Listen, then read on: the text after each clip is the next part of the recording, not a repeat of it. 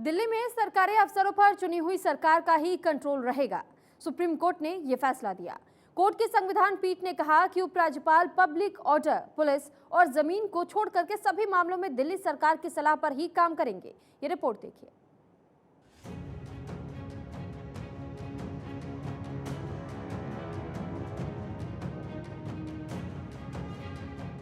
देश में आज दो अहम फैसलों का दिन था। पहला मामला था दिल्ली से जुड़ा और दूसरा मुंबई से जुड़ा। सुप्रीम कोर्ट ने दिल्ली में सिविल सर्वेंट्स के ट्रांसफर और पोस्टिंग के अधिकार पर फैसला सुनाया।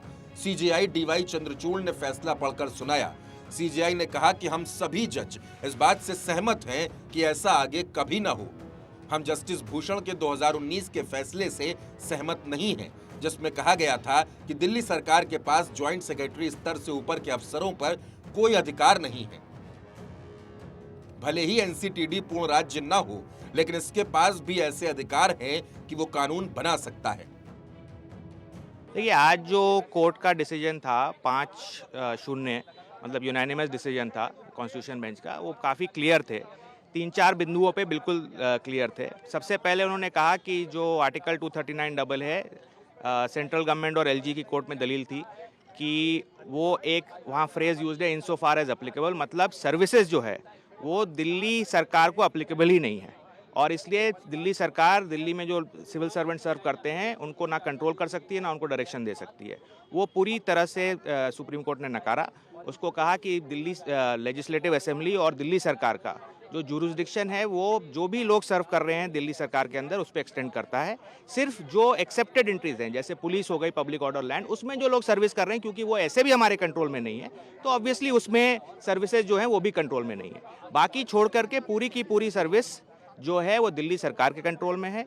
एलजी को जो चुनी हुई सरकार है उसके एडवाइस, एड एंड एडवाइस पे जाना है। एलजी का कोई इंडिपेंडेंट पावर इस रिस्पेक्ट में नहीं है और जो भी हमने बहस की थी दिल्ली सरकार जो चुनी हुई सरकार है उसकी तरफ से, वो सारे पॉइंट्स सुप्रीम कोर्ट की 5 जजेस ने यूनानिमसली एक्सेप्ट किए।